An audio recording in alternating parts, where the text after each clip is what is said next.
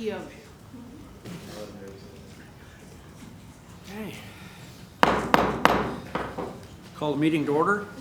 Start with roll call. Commissioner Allen? Present. Commissioner Norwood? Here. Commissioner Siragusa? Here. Commissioner Roberts? Here. Commissioner Stallings? Here. Commissioner Orr? Here. And Mayor Pinkerton. Here. Item 3, minutes. Item 3.1, consider approval of minutes of the regular commission meeting of November 15th, So moved. 2022. Wait a second. Yeah. We do 2 first? Huh? Or we gonna skip 2 first?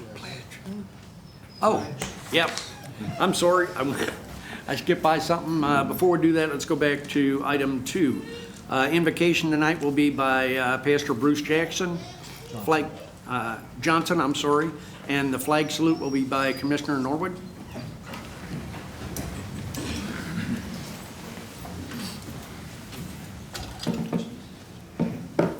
As a lead us in prayer tonight, I want to just remind us that we are in an incredible season of Advent. And if you were at church on Sunday, we lit our candle of peace. And if there's anything we need in our lives, in our world, and in our community today, it is God's peace. Amen. Will you pray with me? Father, thank you for the opportunity to come together to do the work of governing our great city. And we pray for the mayor, the council members, as they make decisions on our behalf this evening. Give them wisdom, clarity of thought tonight, we pray. Lord, we are divided by so many things. And sometimes these divisions lead to physical violence. And sometimes it is words that we wish we'd never said. And sometimes it's an attitude that is not Christ-like. And it's heartbreaking to see a lack of peace in the world around us. Help us as a community to be an example of what it means not to avoid conflict, but to approach it as peacemakers. Oh God, help us to be peacemakers. And help us to be united in you as we seek to make peace in our world around us this season and always. And we pray this in the strong name of Jesus. Amen. Amen. You all go with me as we speak our nation's pledge. I pledge allegiance to the flag of the United States of America and to the republic for which it stands, one nation, under God, indivisible, with liberty and justice for all.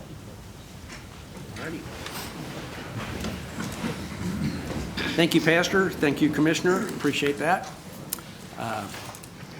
Now we'll move on to item 3. 3.1, consider approval of minutes of the regular commission meeting of November 15th, 2022. So moved. Second. Motion and a second. Any discussion, corrections? Seeing none, cast your ballots. Motion carries 7-0. Thank you. Item number 4, awards, presentations, proclamations, and organizational business. Item 4.1, present pet available for adoption at the city's Animal Welfare Department. I think we've already maybe heard a little bit from him. Oh, no, he's not coming home with me. No. So this is Tinsel. Tinsel is estimated to be about 6 months old and a healer mix. He is an owner surrender. He was just too much puppy for their older dogs. He is a very sweet guy. He loves to snuggle. As you can tell, he's pretty spoiled. He was whining until I picked him up. He's a big baby when it comes to car rides, but as long as he's close to you, he's all right. He's a little hefty guy, but he's super sweet. He does know sit if you have a treat. That's the only way he'll listen. But he's a typical puppy, so he would need some training. He does really well on a leash. But this little guy is ready for his forever home for Christmas. He is located in Pin 18. All right. Good. All right, we're starting the bidding at $10. And we are doing free adoptions for the remainder of the year, just to make sure that all the dogs do get homes for the holidays. Oh, look at There, that. she got you beat. I know. Okay, thank you. Okay, item 4.2, present proclamation recognizing Colonel Johnson and Vance Air Force Base for volunteering on the Day of Kindness cleanup in Southern Heights edition. Colonel, if you join me at front, and Derwin, you as well.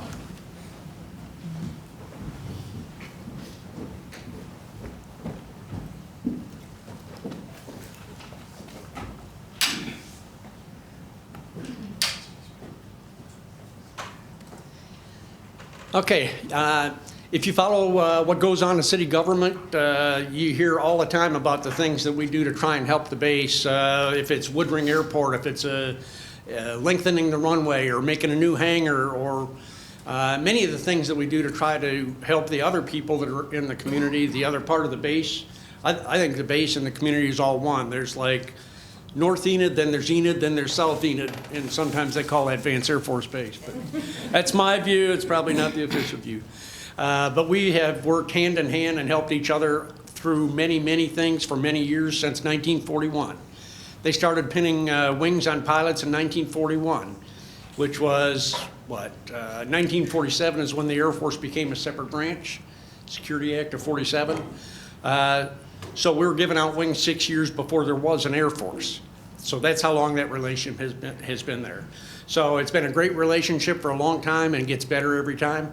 Another example of that happened during our Day of Kindness celebration, part of which occurred this past weekend, where the base came out with about 60 folks and decided to help out in Southern Heights, just do a little cleanup in the neighborhood. That's the kind of neighbors that we like to have. So I'd like to read a proclamation, this time recognizing that.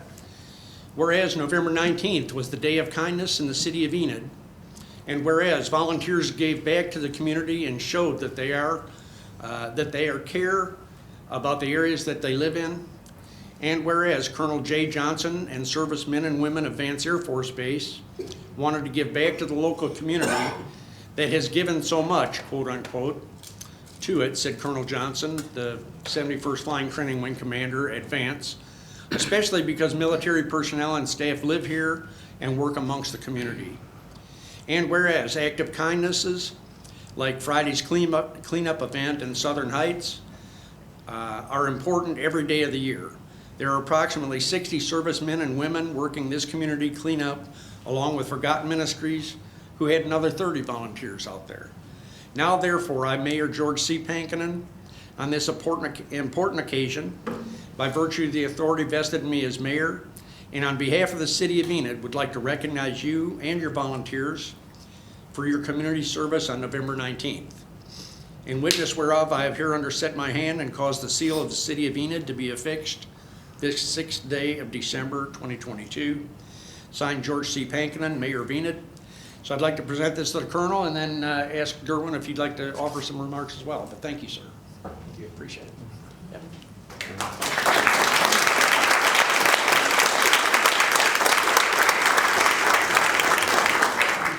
We felt like it was very important as a city commission to be able to recognize Vance Air Force Base, and it was amazing to have Colonel J. Johnson to come out, our base commander, and get dirty and help us in the community.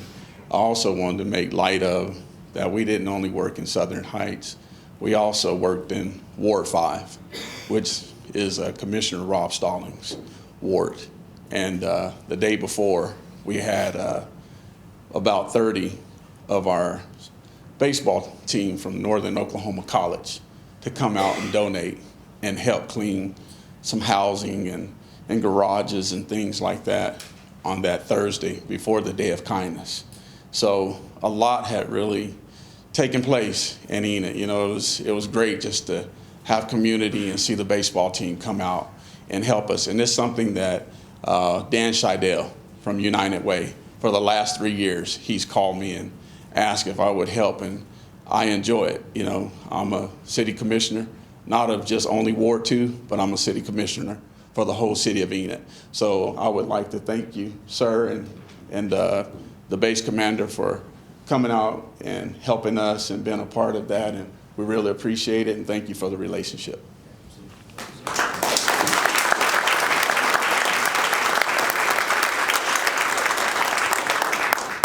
So I'm the vice commander. On behalf of Colonel Johnson, thank you so much for this. I'm relatively new to the area, but I tell you what, the relationship between Vance and Enid, I've never seen anything stronger in my 22 years, and it's really special. So thank you guys for the invitation. Good.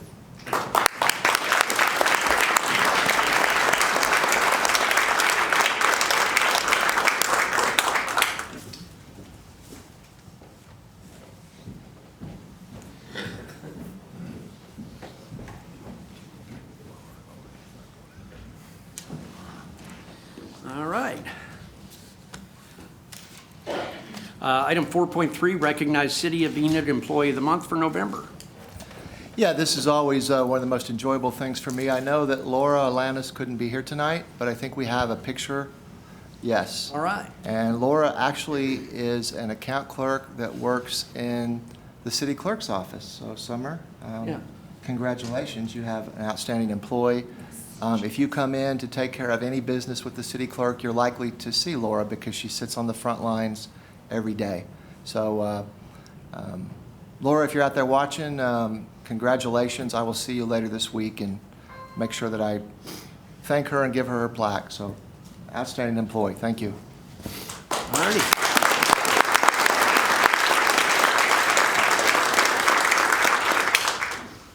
All right. Congratulations, Laura. Item 4.4, consider appointing Captain Gary Fuxa to the Police Civil Service Commission for the position of secretary. Move to approve. Second. Motion and a second to approve. Any discussion? Seeing none, please cast your ballots. Motion carries 7-0. Thank you. All right, item 5 is public comments. So there's a lot of people here, so I wanted to go over the rules just quickly before we get started so everybody knows what's going on and what's going to happen. We have 21 people that have signed up to talk. So we're going to strictly enforce the 3-minute rule on how long you can talk. So I'd like to read a couple of other little rules just to try and keep decorum in the room as we're here tonight. Scott, will you act as timekeeper for me? So I'd like you to announce when there's 30 seconds left. So at the 2-minute, 30-second point, announce. And then at 3 minutes, we will ask the person to have a seat and move on to the next person so everybody gets a chance to speak. Okay, let me read something. I thought about this quite a bit because I knew that this is kind of a contentious issue. So I want to read some rules that I have that I think are appropriate for tonight. We're prohibited by the Open Meetings Act from conducting business that does not appear on this meeting's agenda. So you may talk for the allotted 3 minutes about anything you want to, but we, the commission, cannot engage in dialogue that is not on tonight's agenda, even if it's an item that was on a previous agenda. Of course, you may contact the mayor and the commissioners and the city manager or his staff anytime you want to if you have any concerns. So that door is always open. But the point is we can't engage in meaningful dialogue about a position if it's not on the agenda. Everyone that has signed up signed up to speak will be heard. Everyone can speak for up to 3 minutes. You cannot yield your time to another speaker.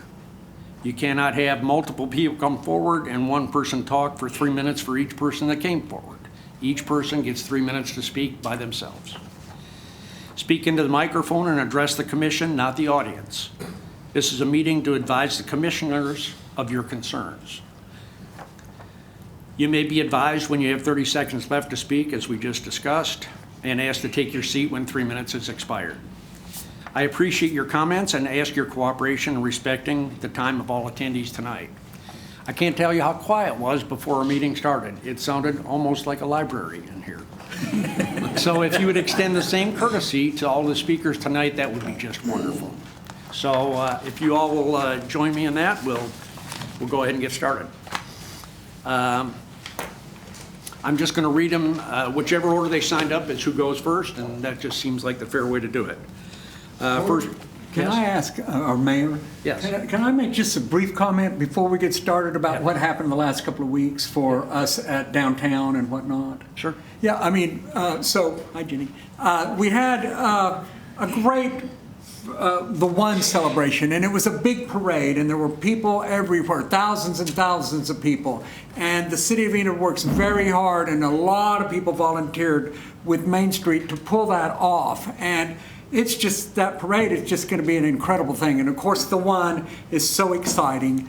And then this past weekend on Saturday, the City of Enid staff went out to Meadow Lake Park, and there were thousands of people there to see Santa Claus and all kinds of wonderful. All of this is free in Enid, the place where everybody says there's never anything to do.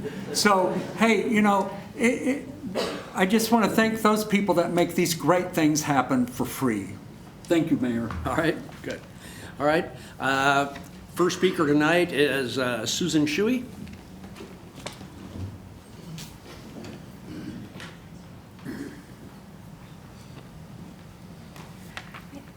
Good evening. My name is Susan Shuey, and I have worked at the Enid Public Library as the children's librarian since August of last year.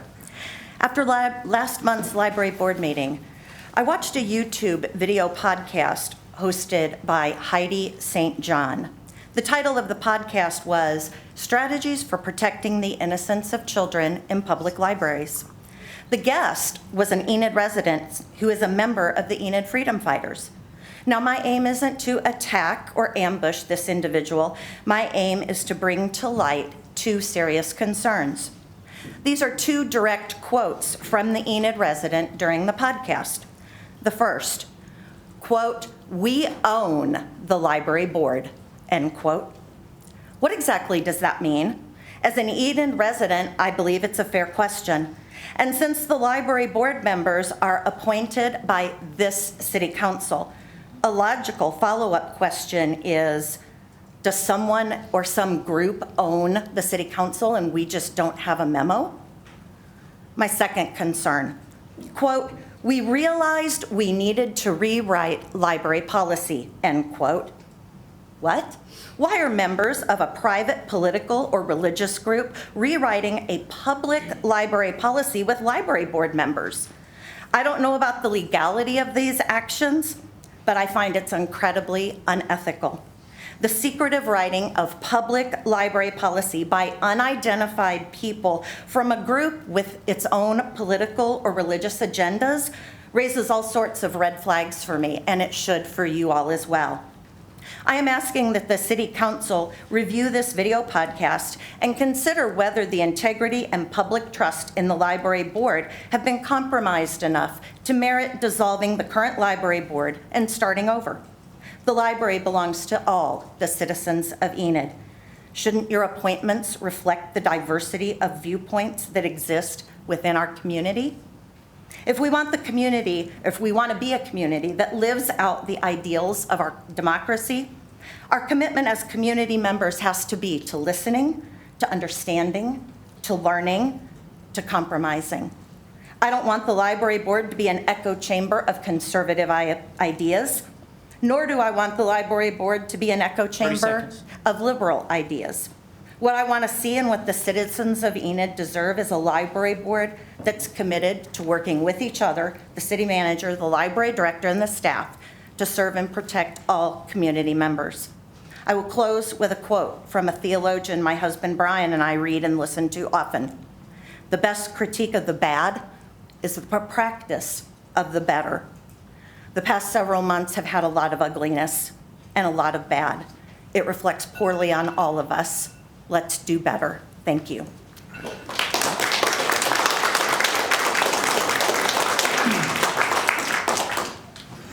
Thank you. Ruth Ann Mills.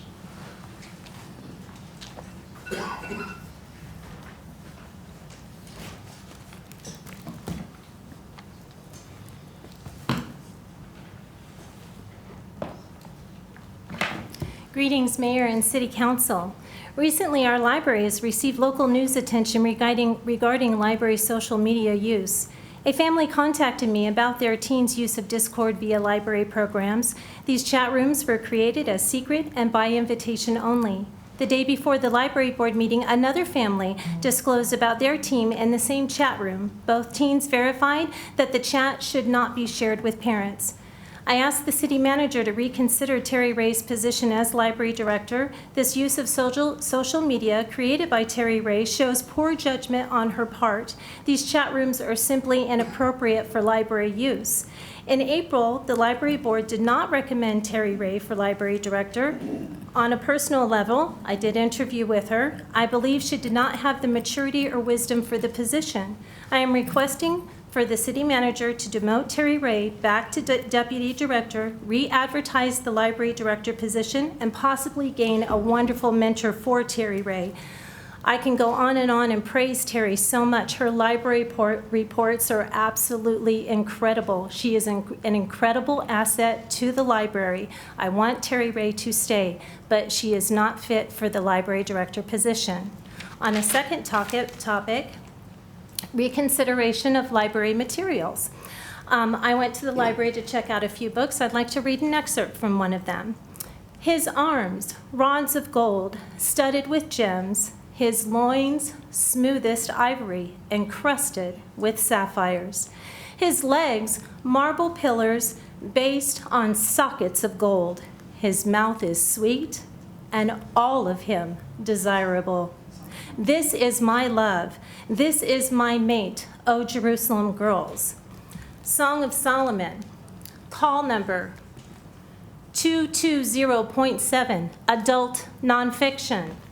The New International Version of the Holy Bible, call number 220.52, adult nonfiction.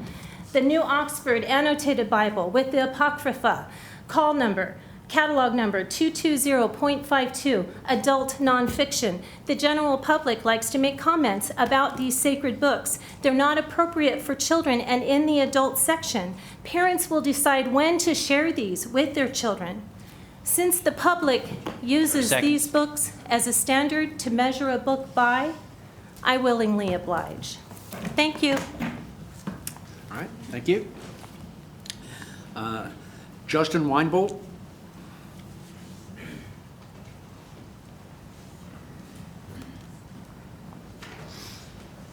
It's been a minute. Yeah. Mayor, City Council, it's a pleasure to speak with you this evening. This is in regards to Terry Ray. She is a close personal friend of mine. She is married to a brother of mine, fraternal brother, Mark Ray, who works for the Enid Public Schools.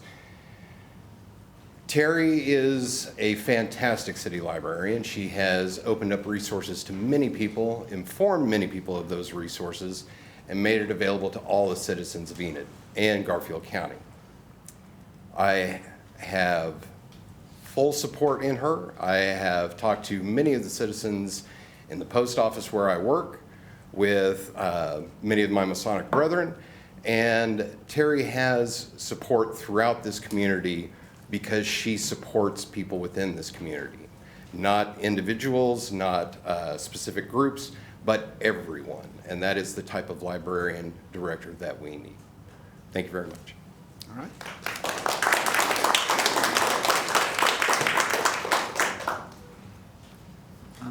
Jenny Scott.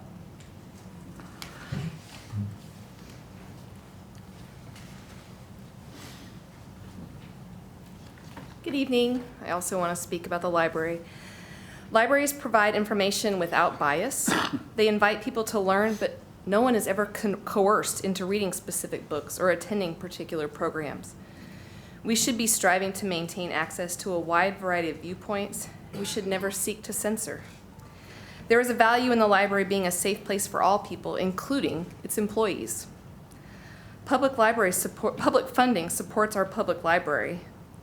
Public institutions must protect freedom of speech and freedom of religion. Finally, I would ask that you remember that as an elected official, you now represent everyone, not just the people who voted for you. You are charged with making Enid a vibrant city. Any attempts to silence beliefs or viewpoints are not appropriate in public office. Please do everything in your power to make Enid a safe place for all of its residents. History is never kind to those who silence those with differing viewpoints. From the Salem witch hunt to the McCarthy trials, we should learn to accept and work with our neighbors rather than constantly accusing them. I urge you to land on the right side of history. Okay.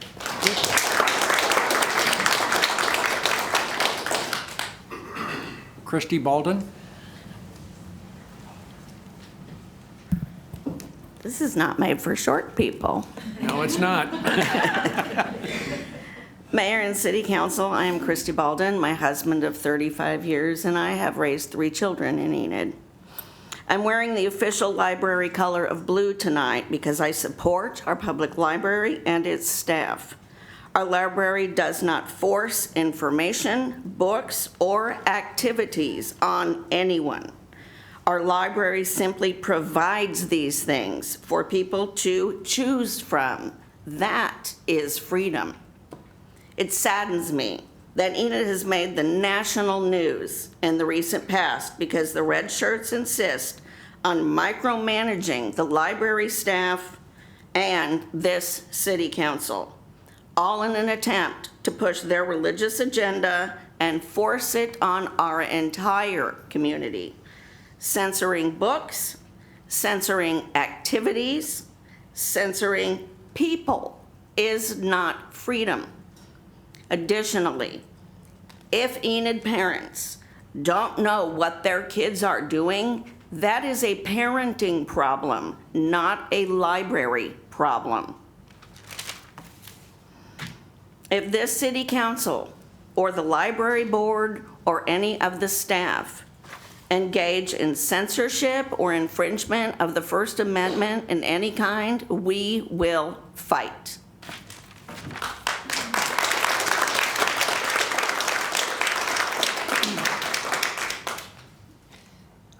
Nancy Presnell? Did I pronounce that wrong?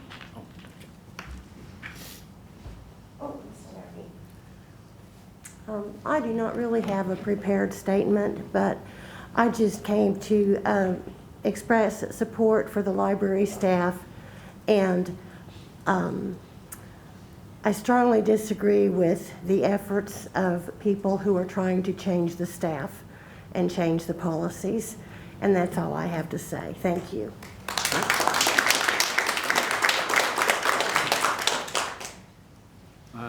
Jessa Linney?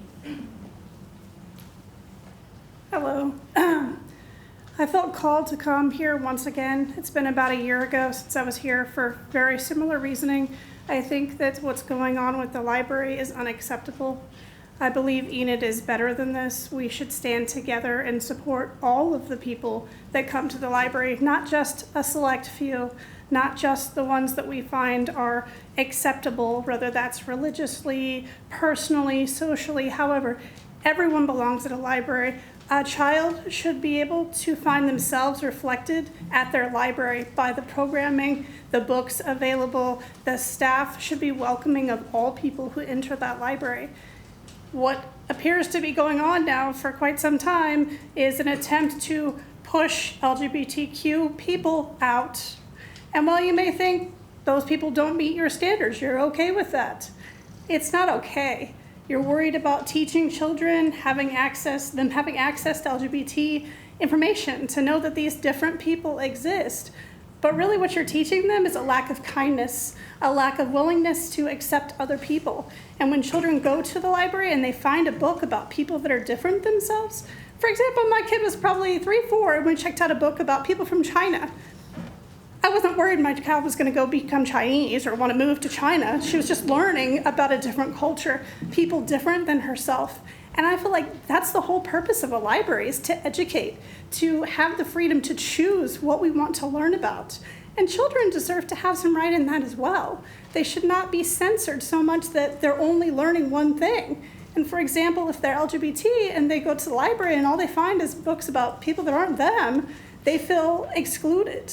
And I feel like overall that's exactly what's happening. These children are being excluded. They're being told there's no place for them.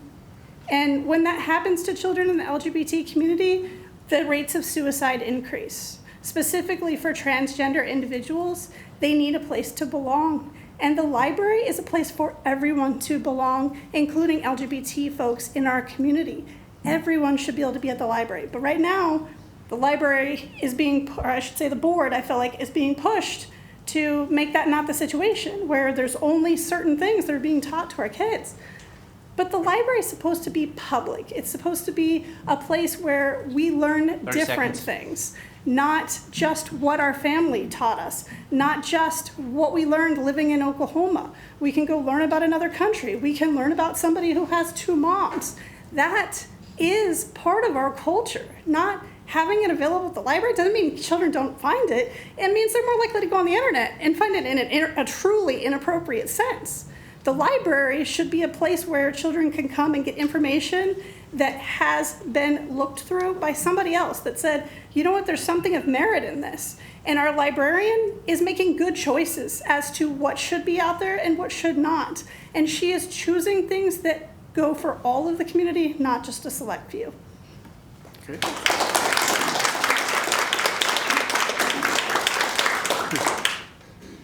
Cindy Stevenson? Can I ask for special consideration? Can I use the chair up here because I can't stand? Yes. Yep. Just bring you this wireless mic.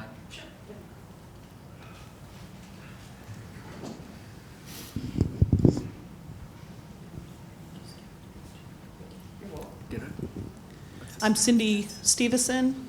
LGBT plus representation does not harm children, but the absence of it does. And does, even considering policies that target LGBT people. When I was in junior high at Longfellow, I've been my whole 1 through 12, I was here in Enid for an education and graduated from Enid High. But when I was in Longfellow Junior High, Wifey by Judy Blume was the book to read, and it had sexual content in it. It was about a woman and her sexual awakening while her kids were away at camp. I don't remember the date, but it was 79 or 80. But I do remember the book. The pages were worn and weathered because I wasn't the only student that was reading it. I looked to see who else had checked the book out. I had to read it in secret because my parents were super religious. They never discussed any sexual content in our house. And I needed to know, my body needed to know what to expect. If the Bible's not for children, why is it talked about and instructed in every Sunday school class in this county? There's incest, rape, killing, war, and a lot of sexual content. My first experience in the 1980s, I read Ruby Fruit, Jungle. It was the first novel by Rita Mae Brown. It was published in 1973. It was a remarkable book for me because it was my first lesson in lesbianism. I read it at the Enid Public Library. I heard about relationships that were same-sex gender, but nobody I knew talked about them. But I was having some feelings and emotions, and I didn't understand why I was. It helped me to know that I was not alone. Let's talk about what it means to censor LGBT people. It's rejection. That's what it is. You reject them. You can't say, I love you, but... You got 30 seconds. And mean that. I'm saying that if you censor these young children and just say, well, we can't have any books like that in the library for children, then what I'm saying is there's going to be a cost. And the cost are going to be the lives of the children in Enid, Oklahoma. I've read and checked out books, and I'm happy to say that I am proud of Terry and the people at the library. This library has meant so much to me as a kid, as a teenager, and now as an adult. Okay, thank you.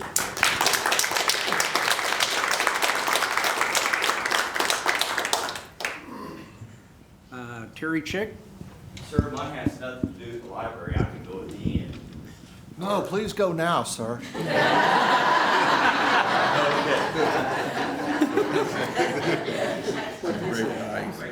Okay. Mayor, Councilman, I just wanted to come by and personally and publicly thank you for our streets that we got over by our church. This next April, our church will be celebrating 84 years, and most of that has been at the corner of 11th and Maple. And our ward commissioner, thank you for being our ward commissioner. And Mayor, we've talked during the pandemic and everything. You were really good to us and everything, and I thank you for that. You guys made some brilliant decisions, and I think one of them was when you hired Raleigh. He's been a real good communicator to us. He really has. He's kept us posted. Jennifer Nicholson has been a real aid to us also. The city inspectors, John Norman, I know he's part-time and everything, but he's good. I know he's retired and everything, and then Don Doral.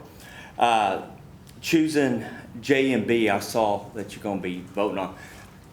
Great company. They keep everything clean. All of them work constantly, all day long. They don't take breaks, barely take a lunch break.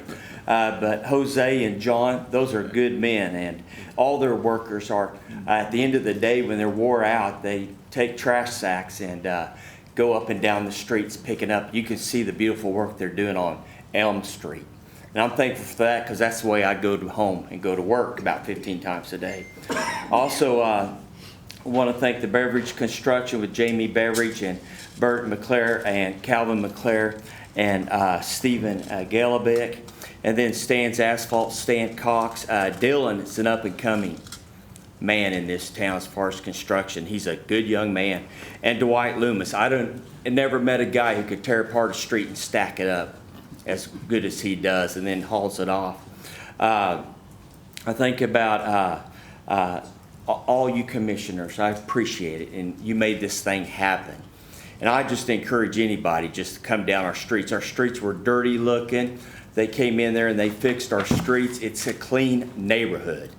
It's we have sidewalks on both sides, and so just wanted to come and tell you guys thank you publicly and appreciate all that you do. And the east side is being taken care of. It really is. Projects going on all over the place there, and I just want to take this time to thank you all and all who make it possible. Okay, appreciate your comments.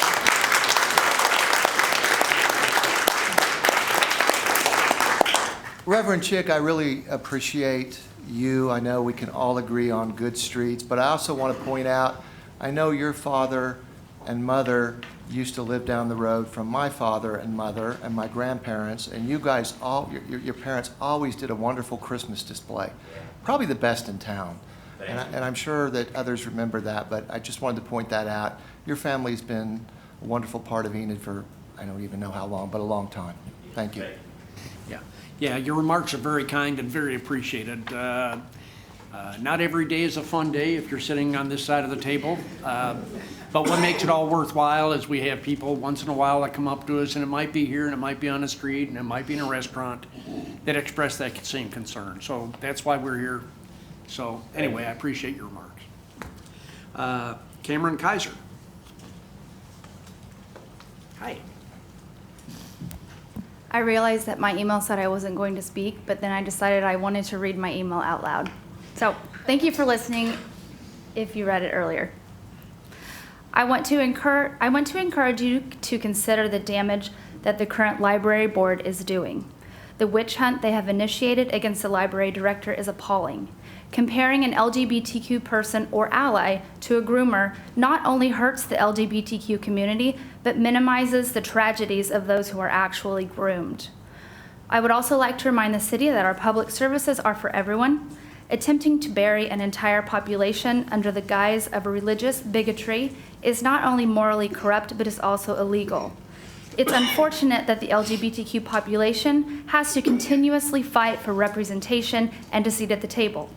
It is also unfortunate that I have to continue to compose emails and show up to board meetings to ensure that my children are given the same space to exist as others. I understand these people have their own beliefs. I also understand that not everyone believes the same. One religion should not be allowed to rule any government entity. Please remember that the LGBTQ population are human beings just as you are, deserve to be seen and heard just as you are. Please remember how difficult it can be growing up in a place where you're constantly told you have to stay hidden because something is wrong with you. If we do not create and cultivate safe spaces for our children to exist, we will lose them. Thank you.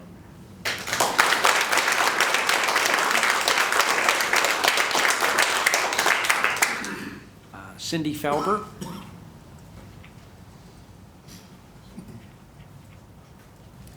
Hello, I want to thank you. I also want to thank any library staff that's here tonight. I was born and raised in Enid. My mother was also. My children, and now my grandchildren when they visit. We have participated in library activities. My children grew up in the library. We have never once felt unsafe.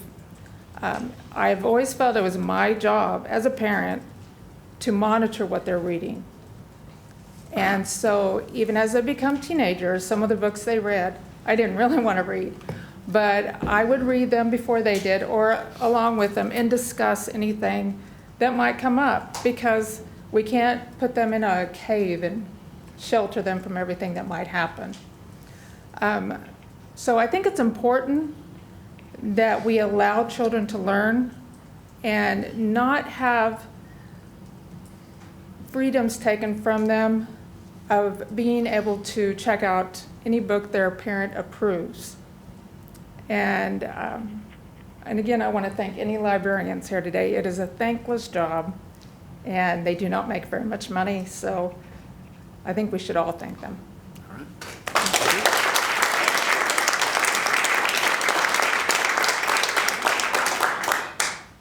Katrina Sundvall. Thank you for allowing us to speak. I just wanted to inform everyone that Homeland Security has now declared the LGBT population in our country as a federal disaster area because of the threats that have been made towards our lives. Club Q shooting, 5 lives lost, 17 injured. New York City has a serial killer on the loose that is targeting gay people. Moore County in North Carolina, 45,000 people are without electricity because of drag shows. Somebody didn't want drag shows to be happening in their community. The donut shop in Tulsa, a Molotov cocktail was thrown in the window because they wanted to have a LGBT activity. Midwest City this summer, a woman was attacked because she was a lesbian and looked too much like a man, and somebody was going to teach her how to be straight. She ended up hospitalized with internal injuries. There have been over 30 anti-trans and anti-gay bills introduced in states like Oklahoma. What does that say to our LGBTQ youth? What does it say to our ally youth? That there is something wrong with them, that they are something to fear. This commission took a great step forward this past summer, and I greatly appreciate it. Recognizing Pride Month with a proclamation was an amazing step, but it's not enough because of what happened last month at the library board meeting.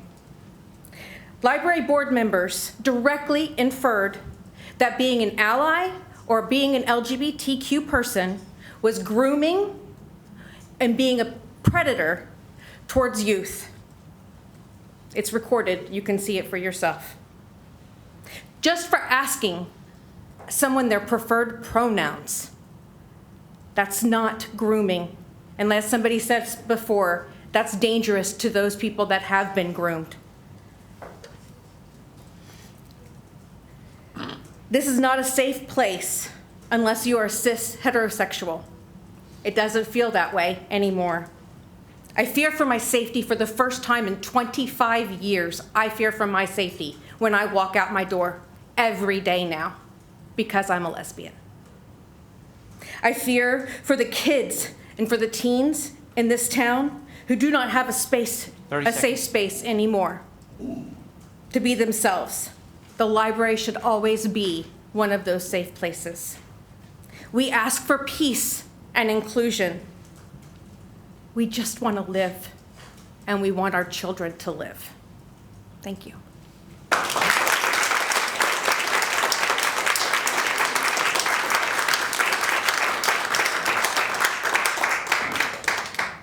Matt Nichols.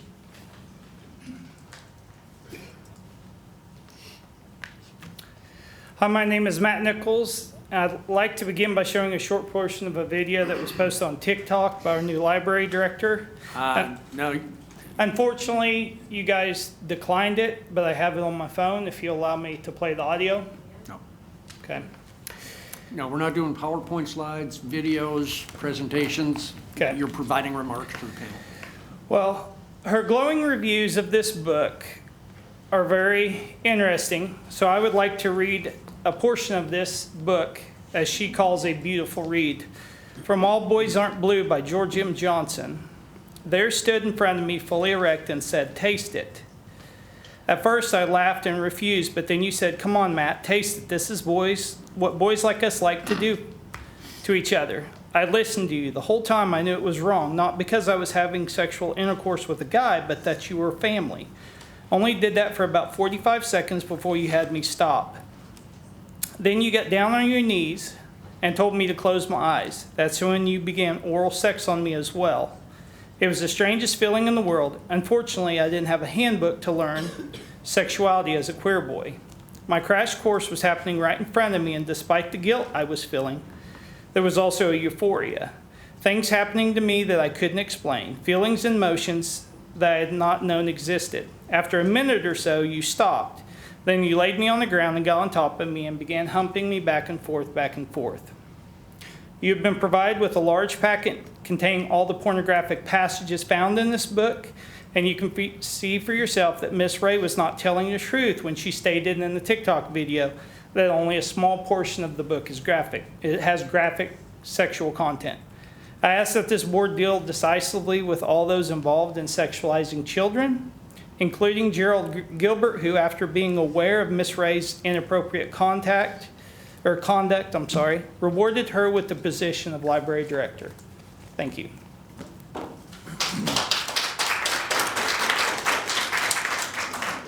Kayla Nichols.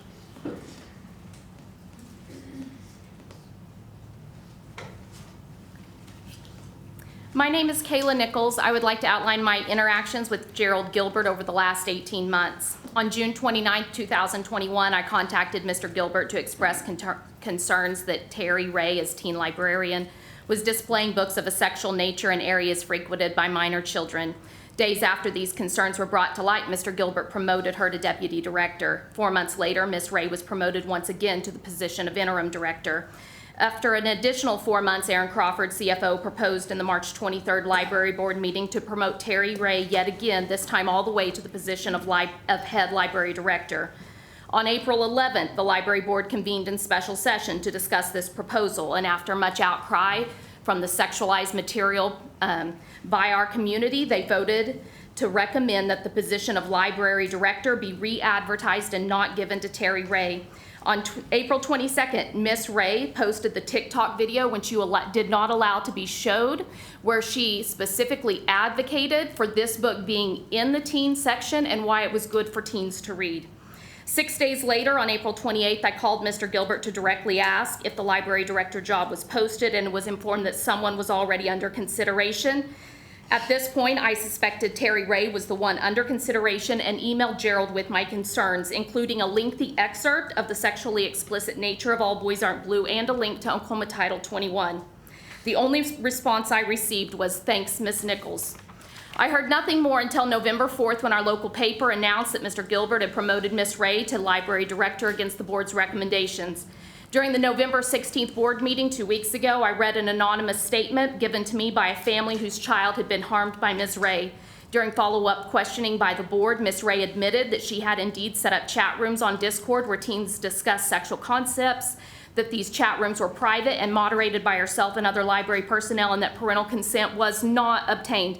The implications of a Title 25 violation were discussed. As a result, an investigation ensued.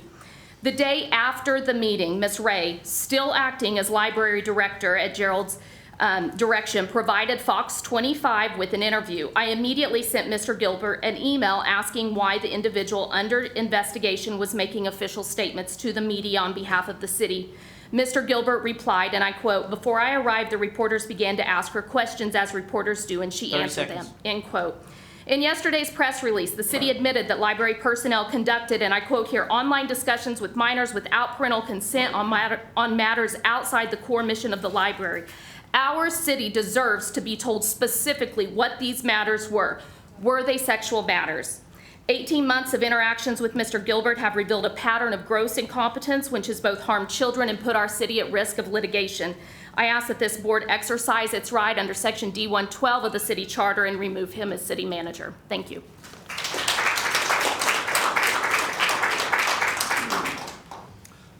Fern Boyle.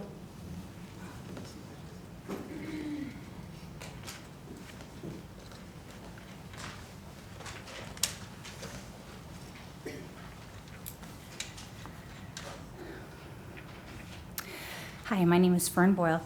I wanted to address the City Council regarding the material that's available for children at the local public library.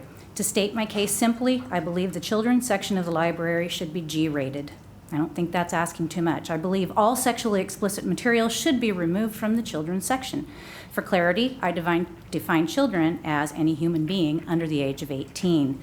I also wish to clarify that I do not see this as targeting a specific community. Opponents to restrictions of sexually explicit material in the children's section of the library are trying to make this out as oppression by Christian fundamentalists.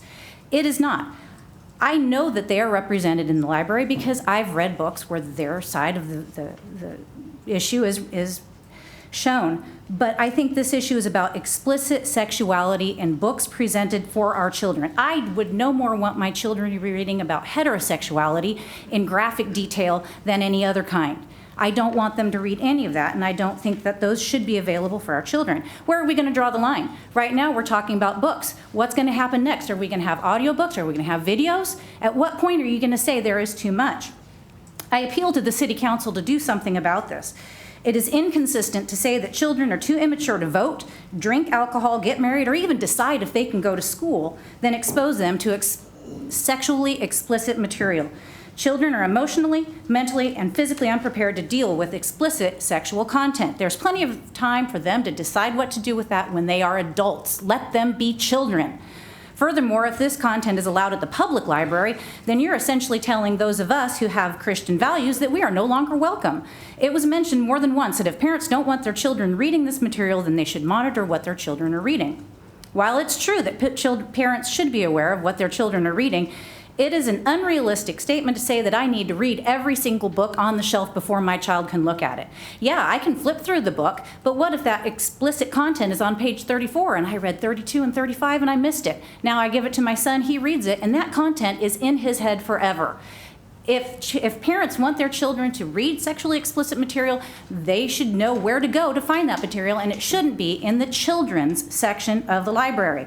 And furthermore, how many children come to the library without parental supervision? It used to be that after school, kids could come to the library while their parents were working. They could socialize, they could play games, they could read books, they could study. According to what I've heard, parents can no longer trust that their kids can go into the library without them standing beside them reading every book that they pick up. I ask you, as our city council, to please take whatever steps are necessary to ensure that children of all backgrounds, including Christian backgrounds, can go to the library and enjoy reading books that are free from any kind of sexual content. Thank you.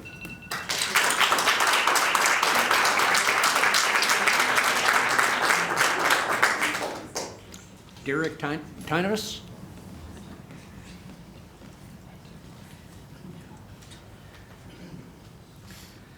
City Council, my name is Derek Tinius. Thank you for an audience, and I respect the weight of your responsibility, and I appreciate your commitment to public service. My concern is for safety of children in our library. I plan to reiterate part of what I said in my first brief message to the library board, the city manager, Gerald Gilbert, and interim library director at that time, Terry Ray, on April the 11th, 2022. I expressly warned against circumventing parents, which is exactly what has now occurred. I said that circumventing parents and going behind their backs was unethical, immoral, and such people should have no place in public service.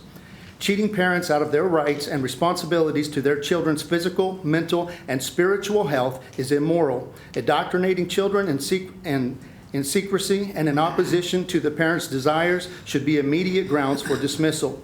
I question Ms. Ray's ability to carry out this duty objectively. I am opposed to her serving in this capacity. I doubt her ability to carry out this responsibility with a reasonable amount of public confidence. I do not see this as a healthy long-term situation.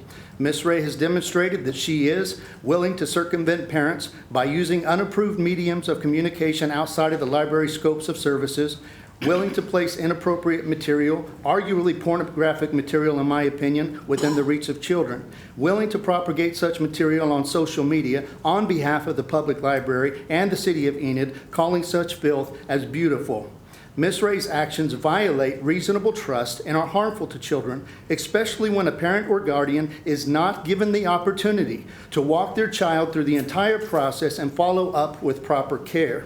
This is very poor judgment. Subjecting children to material that is beyond their ability to comprehend, to digest, or reason is to rob them of innocence and their childhood. I am not about banning books, and I do not respect the attempts by others to cloud the discussion and misrepresent what is being asked by parents today, to protect their children by having a safe place for them to be respected and for them to learn. I have worked as a youth minister, and I work with children at week-long camps away from home. In the process, we must pass an examination, agree to background checks, and to a standard of conduct. This standard involves no physical contact, never to be alone with the child, no inappropriate conversations, 30 seconds. avoiding certain topics, including politics with other people's children. Any violation of these rules is ground for immediate dismissal. We are also encouraged to be attentive for any signs of abuse and to contact management and leadership and not try to handle that alone on our own. Why can we be held to such standards, but a librarian is not? Certain facts have already been revealed, announced, and made public. Enough has been discovered that actions can and should be taken. It is my hope and prayer that we as a people in this body will honestly and earnestly fight for our children and stop those who won't. My plea is that this body acts to set a high standard and send a message that we will protect our children and keep them safe. Thank you.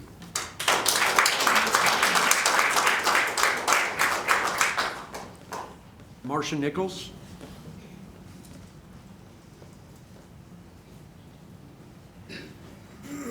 Hello, my name is Marcia Nichols, and I'm here on behalf of Lacey Kroll. She's a licensed marriage and family therapist who asked that I read a portion of an email that she sent to Gerald Gilbert on April the 28th, 2022, well before Ms. Ray was promoted to the position of library director. Lacey wrote, "I am a mother who lives in Enid and has frequently taken my children to the library. Over the years, I have put many concerns in the suggestion box regarding material in the youth section of the library being sexually inappropriate. I have always included my contact information with these concerns. My concerns went completely ignored until I contacted Mr. Gilbert directly last August, at which point I was finally listened to, allowed to provide details regarding a few specific books I was concerned about, and those books were in fact pulled and moved to the adult section. However, once again, my concerns were completely ignored until I went around the library staff and above their heads." Lacey goes on to state, "We need a library director who values the innocence and the well-being of our children. Studies by the CDC, K-12 academic research, and the National Library of Medicine detail the extreme epidemic of STDs, depression, anxiety, suicide, and eating disorder among adolescents over the last 10 years. This is when they had such a push in the public schools and libraries promoting sex. Our children simply are not mentally or emotionally developed enough to handle such heavy material. I know what a difficult job you have, and it is my understanding that filling the library director job in particular has been difficult. But I urge you to wait for the right candidate for this position. Due to time constraints, I have not been able to read the full email, which outlines many other additional concerns, but it is available upon request. Thank Thank you.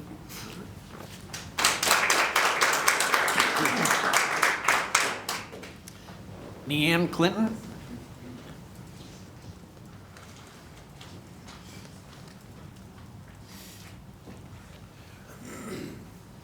Good evening.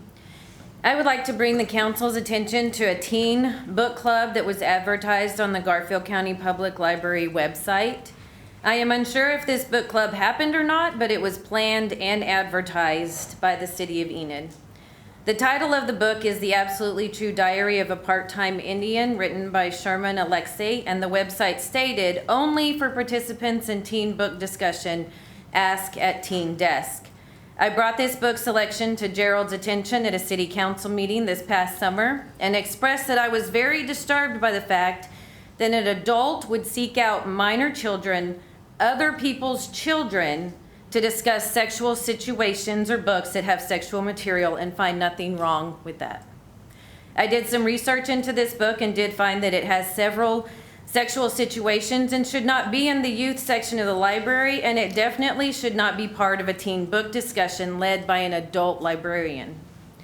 I encourage you to read this book and decide for yourself if you would want an adult reading this book to your children or grandchildren.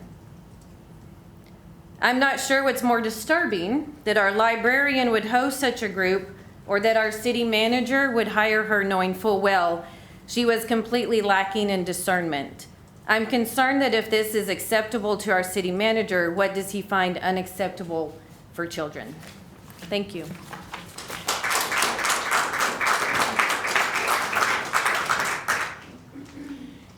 Emily Laddick?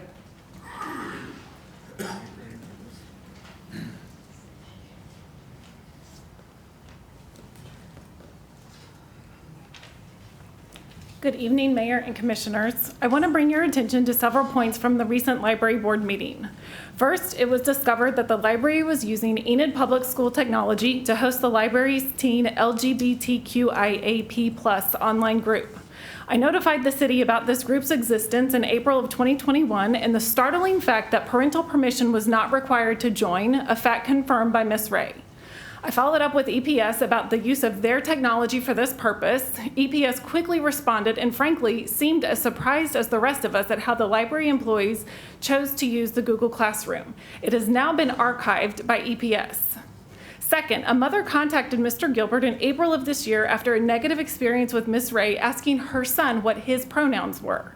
In the meeting, Ms. Ray said that it was not unusual for her to ask children what their pronouns are. And it made me wonder, what other city departments inquire of people's pronouns? Are adults asked their preferred pronouns when they pay their water bill? Or maybe at the code department when homeowners are scheduling inspections? Of course, I know the answer to this. In any other department, it would be considered unprofessional and sexual harassment. But children were exploited here because they were out of earshot of their parents and unlikely to make a complaint. Commissioners, why on earth has this behavior been tolerated by our city manager? Finally, after learning that Ms. Ray had created private by invitation-only chats for youth on the app Discord, Mr. Gilbert's response to the library board's motion to suspend social media accounts was jarring to most parents and grandparents watching. Though he agreed with the board's advice to have the matter investigated by the police, he combatively challenged to their authority in a bizarre discussion of what policy is. Commissioners, Ms. Ray violated existing library policy on social media by creating these private chats.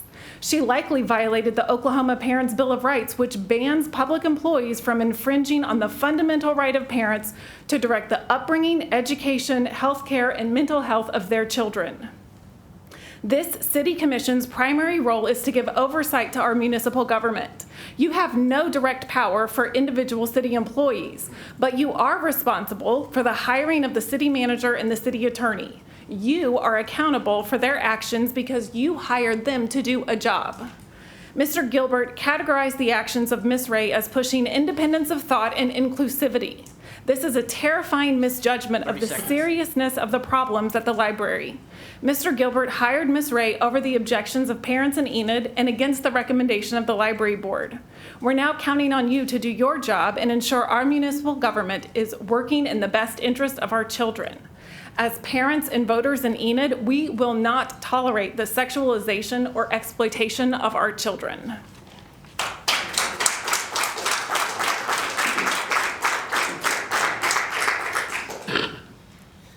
Margot Holmes?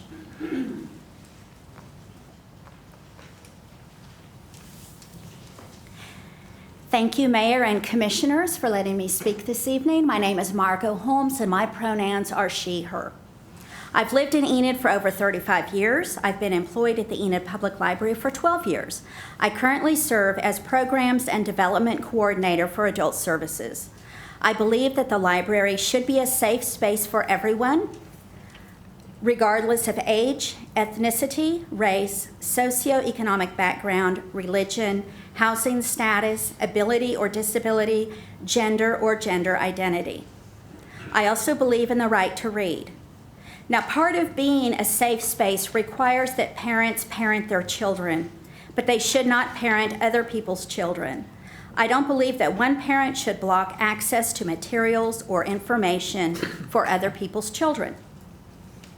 If there's a concern, I would hope that the parent would come to library staff and try to have the issue solved rather than pounding the table and going on personal attacks on live-streamed board meetings.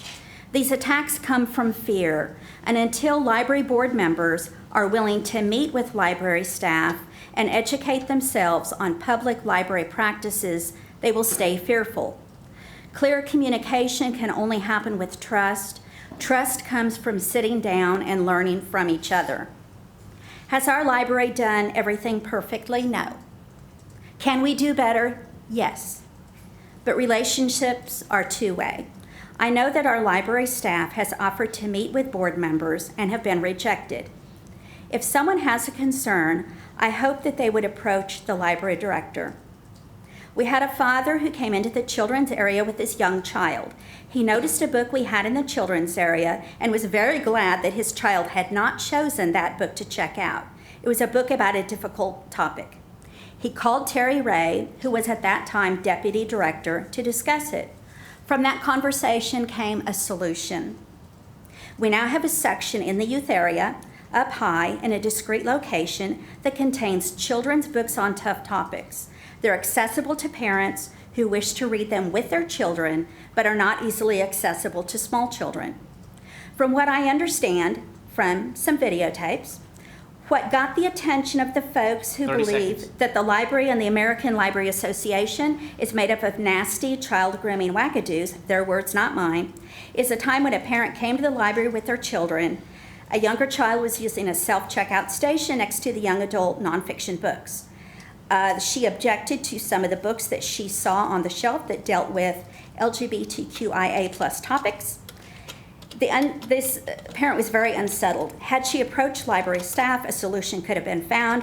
We could have either moved the self-checkout station away from the young adult section or rearranged the area so the young adult nonfiction was not next to the self-check station. City Commissioners, you have a duty of appointing municipal boards. I hope that in the future, when you are vetting candidates for library board positions, you will ask them why they want to be on the board, what they hope to accomplish, and how they will do that. Thank you.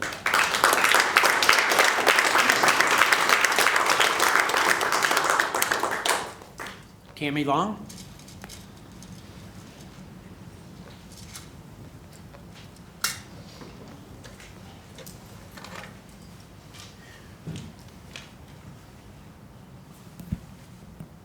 Thank you for letting me speak. My name is Tammy Long. I have emailed all of the city council members at least once in the last 6 months. Many of you I have emailed several times with my concerns about the sexually explicit books which were bought for children and placed in our public library.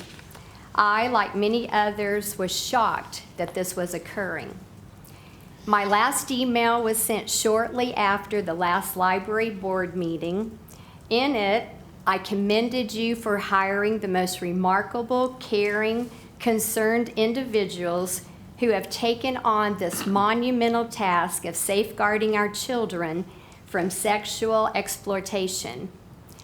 In an editorial piece in the Enid News and Eagle dated November 30th, The library board members were accused of being heavy-handed, non-diplomatic, and adversarial. The exact opposite is true. These are the most amazing individuals who are fighting to protect the hearts, minds, innocence, and values of our most precious ones, the children in our community. The last paragraph in the same editorial encourages residents to pay careful attention to incumbents and challengers who are running in the next city election. I agree. We need to ask each one, will you stand in the face of adversity to protect our children? Thank you.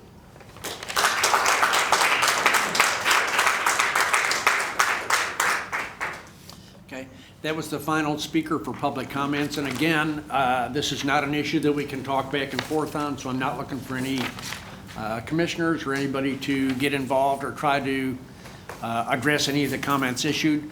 But I do want to thank everybody that came forward and tell you that I am prouder of the people in Enid tonight than I think I have been since I took office. And it's because of the decorum that you showed tonight. Everybody had a chance to say what they wanted to speak, and everybody politely listened to the other opinions. And I applaud you all for that, so thank you so much.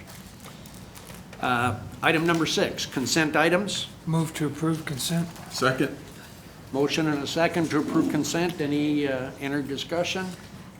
Okay, cast your ballots. Motion carries 7-0. Thank you. Item number 7, recess to convene as the Enid Municipal Authority. Item number 8, trustees of the Enid Municipal Authority regular meeting are all in attendance. Item number 9, the Enid Municipal Authority regular meeting is now in session.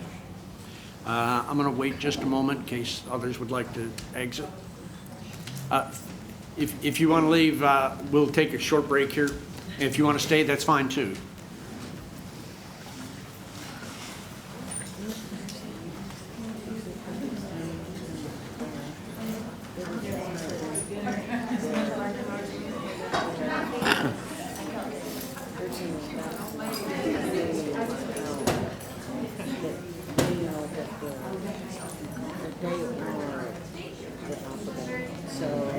So you're in the same place.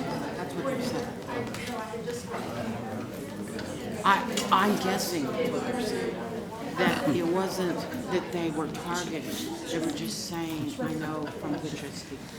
No. Oh, I think it'll probably be okay. He's out there. But if you want me to, I can go out.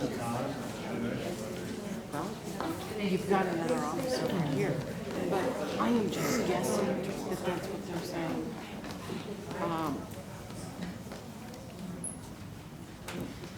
Okay.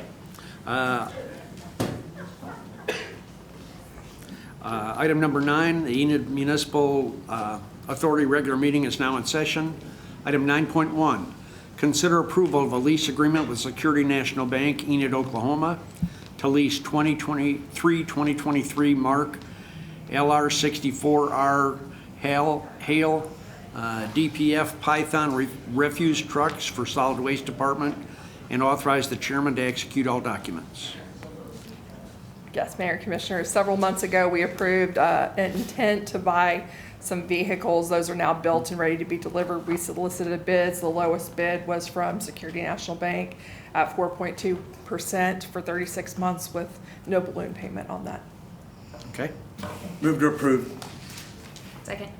Motion and a second. Any other discussion? Cast your ballots. Motion carries 7-0. Thank you. Item number 9.2, rescind the November 1st, 2022 award for the purchase of 4 trucks from Confidence Ford, Norman, Oklahoma for the Public Utilities Division, and authorize the cancellation of the purchase order in the amount of $213,884. Move to rescind. Second.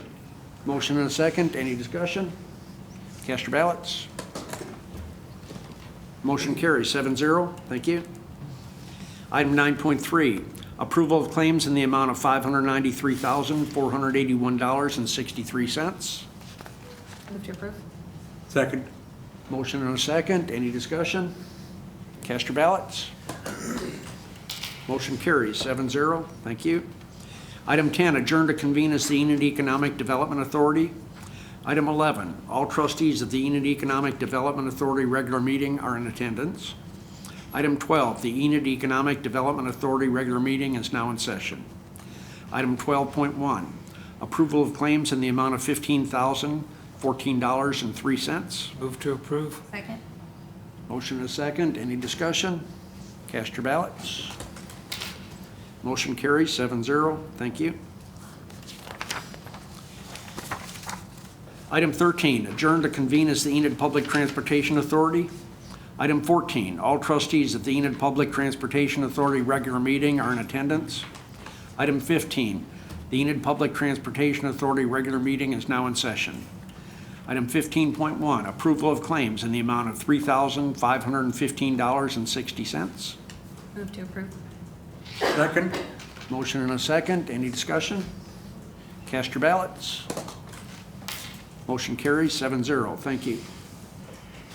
Item 16, adjourn to reconvene is the Enid City Commission.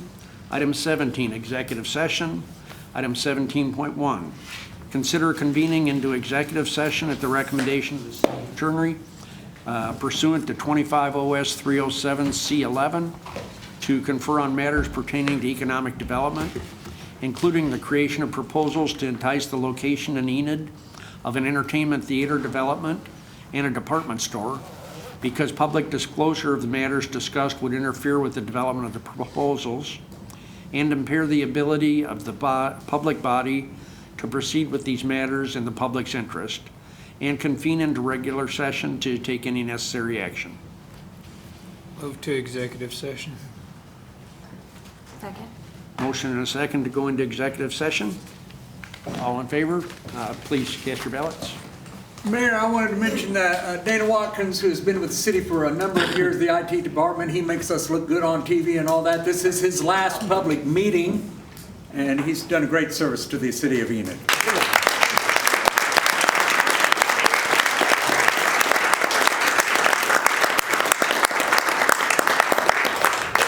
Well, thank you, Dana. Appreciate that. You got your Harley here today? A little chilly this morning. A little chilly this morning. All right, all right. Okay, let's reconvene upstairs at 8 o'clock. You got about 12 minutes to take a break if you need to.